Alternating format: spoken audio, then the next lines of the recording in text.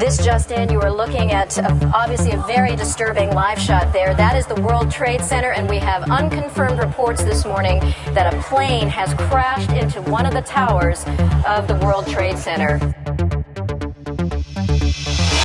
Going into space, mathematics, quantum mechanics, the secrets of the universe. It's all there. Life is fiery with its beauty, its incredible detail. Tuning into it, they want to shatter your mind. Talking about Justin Bieber. Makes the catch. Ball game over. World Series over. Yankees win. The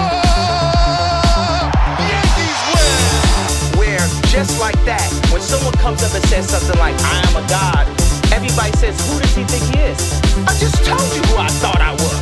A god.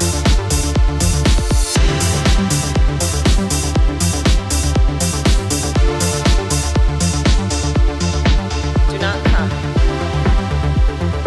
Do not come. I'm gonna come.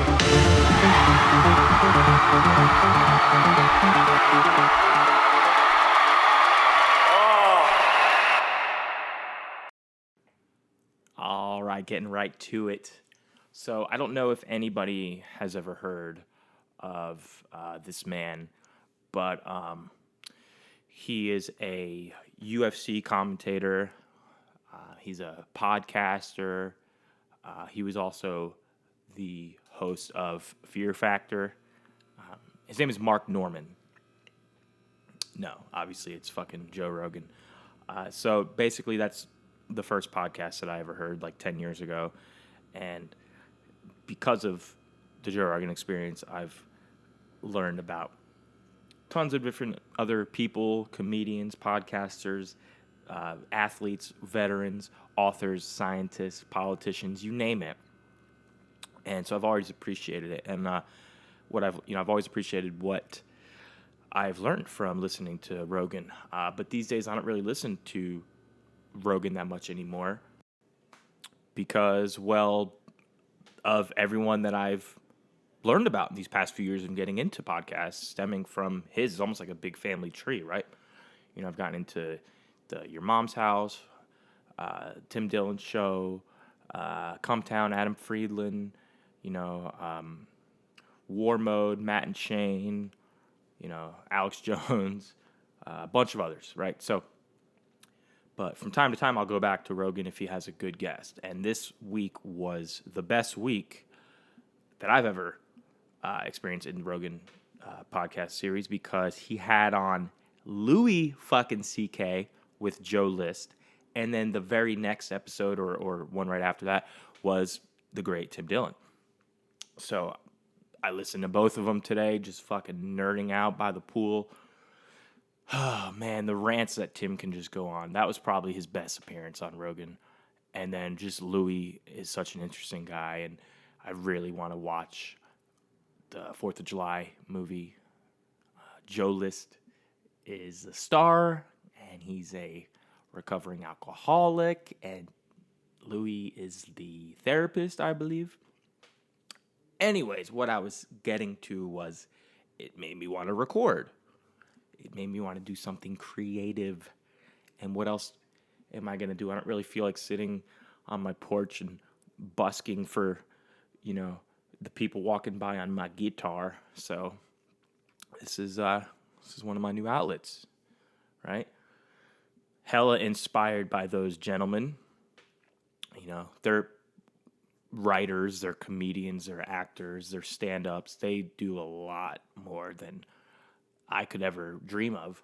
But you got to start somewhere, right? And like I said, this is just a hobby, and it's natural, and I love it. So here we are. We're recording on fucking Saturday. And it's funny, I thought the last day of summer was coming up soon for some reason, because it's like the end of August, and it was like the high was 80 today, not 106, So I go, fall must be around the corner. How smart am I? Well, I'm not a meteorologist, so there's that. Turns out the last day of summer isn't until September 22nd. So we have a whole month left of summer, guys. And that's a good thing, because seasonal depression is real. And the mind will trick you into thinking you're experiencing seasonal depression just by hearing that summer's over. But hey, we got a whole nother month of summer, which means there's a whole nother month that I'm less likely to kill myself. I'm just kidding, Mom. All right. So, that fucking chair. I know. Listen, I'm in my house. I don't have producers. I don't have a Jamie Vernon. Okay? I don't have a Ben Avery. It's just me, myself, and I. But little things I did want to talk about. It's just crazy talking about just going to get right into it. Heard about a South Phoenix kid. Let's just say Phoenix. I've never been to Arizona. Phoenix kid got 16 years in prison for 1 ounce of marijuana. He sold 4 times to an undercover cop. Each time he sold to the cop were small amounts of marijuana. However, the total amount of drugs sold out of the 4 times equated to over 28 grams, which is in an ounce. I used to, I know my scales. I know the weed game. If you lived in Charlotte, like you got your weed from me. You know what I mean? Yeah, I did. I saw, dude. But no, that's cringe as fuck. So 7 times 4 is 28, which means he probably sold a 1/4 ounce to a cop 4 times. And the 4th time, they threw the book at him and gave him 16 fucking years. Okay? For a 21-year-old to do 16 years, he's got to live with that for the rest of his life. He's going to get out when he's almost 40. And it's crazy. I mean, yes, he violated his parole. And yes, he probably had some other charges. But for the icing on the cake to be selling pot, especially in a state where you can go buy cannabis from a store. So it's just fucked up is what it is, It's literally ruining this kid's life when, these fatty boom baddies could have bought weed in the stores and they want to go harass a kid about it and then give him 16 years. It's like, that's just so fucked to me, dude. I mean, think about that. In a state, this isn't Oklahoma, right? This is a state where marijuana is legal, and it still has one of the most punitive sentences for drug charges. 16 big ones. All right? That's like 4 presidential terms. That's a lot. That's a long time for some ganja, for some kush. That's a long sentence for the chronic, you dig? And I just think that's super fucked because it's all about money. It's all about power for these fucking people in office, Pelosi's going to die in her Congress chair. Like, these people never want to get out of power. And it's just disgusting. And it's hard to not make my blood boil over these things because I think I'm more of an empath than most people. Sometimes it can be to my advantage. Sometimes it can be a character defect. AA, where you at? 6-step.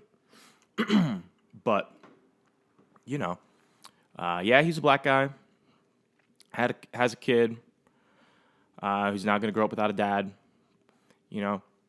Why is your dad in jail? He murdered somebody. Why is your dad in jail? For selling pot. What? For real? And I don't know. I just don't think it's I don't think it's cool. I don't think it's cool. They could have done anything else, man. Send the kid to drug school. Send him to treatment. Send him to house arrest or fucking jail for 30 days, man. Don't give this kid 16 years. So, anyways, I just wanted to touch on that because I thought it was pretty foobar. It's outside of the big headlines, right? Always talking about the Russia and the Ukraine and the Teflon Donald Trump there. And, it's literally just all like politicians and shit like that. Another thing they were talking about on the podcast today was the Her name is what is it? Griselda Blanco. Griselda Blanco. All right, this chick's a fucking gangster. She was a member of the cartel in how do you pronounce where El Chapo's from? Medellin? Medellin? I know it's not Medellin because I'm a fucking gringo, but Medellin pronunciation. Here we go. Let's see what they whatever. All right, so this chick, not hot.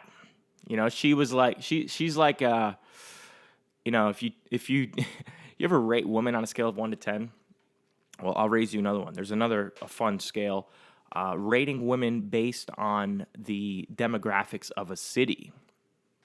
For example, Miami, known for a lot of hotties, a lot of models, right? A lot of fake tits, stuff like that. So in Miami, she'd be like a 2, right?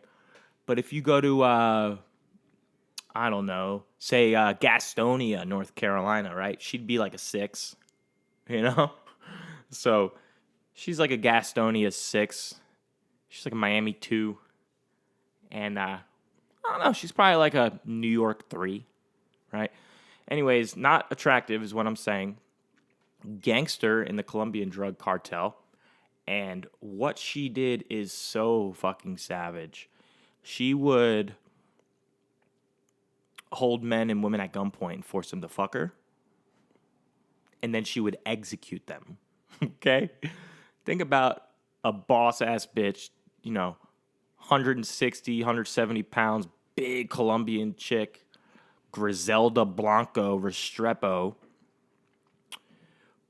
pointing a fucking Glock 19 to your head and telling her to fuck you, and then she pulls the trigger after you bust. That's busting 2 caps in 1. That's a lot of shrapnel, we'll say, for a lack of a dirty term. Right? What else did she do? She was fucking nuts. She died. She ended up getting shot at the age of 69. Hey, good number. But yeah, she was she used to do that in the drug cartel. She murdered a lot of people, and you know, was obviously an affiliate of El Chapo. Oh, not El Chapo. Jesus Christ, Kai. Who's the guy? El Chapo. He's from fucking Mexico, isn't he? I'm retarded. I'm talking about the other guy, the Colombian. Who is he, man? I can't think of anything. Sometimes my mind is just like bleh. Okay, there's his picture. But what's his fucking name, dude? Let me see.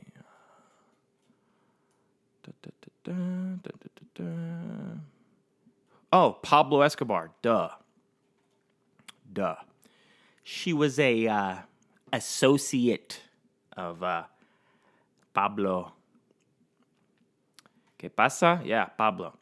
¿Qué pasa? El Paso. Blah, blah, blah, blah, blah. She's in the documentary The Cocaine Cowboys 1 and 2. And yeah, so when you think of Griselda now, it's all in popular culture. The Baby has a song, or Drake, or all these rappers who all sound alike now. Griselda is also, I know this from not looking on the computer, it's the name of a hip-hop group out of Buffalo. I think it's Benny the Butcher, 38 Spesh. Them guys are fire, man. I usually don't fuck with Buffalo, but they got some good spitters up there, you dig? Where I hail from originally, Westchester County, you know, you got Yonkers, you got Mount Vernon. A lot of big names come out of the area or were born there. Diddy, Mary J. Blige. Obviously, you have the Locks from Yonkers, which is Styles P, Jadakiss, Chic Luch. DMX is from Westchester County. A lot of big fucking names. You just can't touch New York rap, dude. I mean, you got Biggie, You know, you got Jay-Z. Even Pac was born in New York. People don't realize that. Yes, he grew up in the West Coast, but Tupac Shakur, yes, he is from New York originally. Google it if you don't believe me. You got a Tribe Called Quest. You got, like, all them old groups, Run DMC, and what's the one group? Inwood, Washington Heights. What's the neighborhood up there? Uptown, New York. Jesus Christ. It'll come to me. You got a lot of... they do Rapper's Delight, right? It's Rappers... Let me see here, guys. I'm trying to... That's why I need me a Jamie Vernon, you know? Pull that up. Pull that up, Jamie. Oh, there we go. Sugar Hill Gang. They're from New York. Nas, right? 50 Cent. Diddy, Method Man, the whole Wu-Tang Clan. A$AP Rocky, Joey Badass, Pop Smoke, LL Cool J, Rakim. Who else are some big... Swiss Beats, Big L, rest in peace. And then, you know, Talib Kweli, Busta Rhymes, Most Def. Here we go. Big fucking names, kid. And then you got all the new guys, a lot of them up there too. You know, Action Bronson, the whole A$AP crew, Joey Badass, a Boogie with the Hoodie. I do like him for a new rapper. Sheck West, I know one song by him. Fat Joe is even from there. Fabulous. So, Ghostface Killah, Nicki Minaj. I mean, you literally can't touch New York, you know. Obviously, Biggie and Nas, Jay-Z, those are the big names. But so, you know, what's the West Coast got other than like, you know, Snoop and Dr. Dre and who else do they got there? The West Coast doesn't even have. I don't know. If I was from, that's the thing though. If I was from the West Coast, I'd be all like, yeah, Snoop Dogg all day. But really, come on. I mean, if you had a rap battle, and it was, what's the Easy, yeah, Easy E, right? What was their label called again? NWA. So the Compton guys, Ice Cube, right? If you were gonna like put up a wager on like the biggest names, New York versus LA, or just West Coast, because you got some guys from the Bay Area too, you know, Mac Mall or whatever, the Pack, like. Okay, Lil B, that's your biggest threat. Literally, this would be like the Yankees playing the fucking Orioles, right? It's just not even a contest. It's a fucking shutout. So, I don't know. For some reason, I always find my way back into music. Love music so much. But, yeah, I just wanted to kind of clock in, you know, and check in. Talk about the stuff that I heard today on the podcast, because fucking, let's be honest, man. Joe Rogan, every episode's like a month long. No one has time to listen to those, unless you're me and you literally don't have a life. So, I just wanted to give you the cliff notes on that stuff.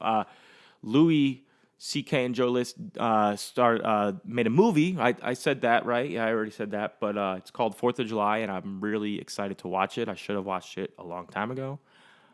It probably came out around the 4th of July. But, you know, don't judge me. Like I said, I don't have a life, but I also do have a life, you know. So I'm going to check that out. And what else? Got some big things coming up, career-wise, you know. But they say keep your finances private, man. You know, move in silence. The loudest one in the room is the weakest. All that shit. But, yeah. So, I was actually just talking to my friend about, I had a history teacher in middle school. Her name was Miss Little. You ever have a teacher who's just a little bit too racist? Like, they're just like a little bit too on the right. She was teaching us about the old days, the slave era, and she would just get so excited about talking about the cotton gins and picking the cotton and North Star and the Underground Railroad and Harriet Tubman. She just got so excited about it, and I think she liked it secretly. She couldn't disclose that. So I wonder where she is today. Hopefully she's not dead from COVID, because she was a fatty boom baddie. But if she is alive today, I wonder if she stormed the Capitol. She definitely was up there on Pennsylvania Avenue on January 6th. But quick one today, a little rant. I'm just trying to throw these out there, trying to get the pods coming. Gonna have some more guests soon, and excited for my buddy's wedding. We're gonna play pool next weekend. That'll be fun. And yeah, that's it. All right, guys. Peace.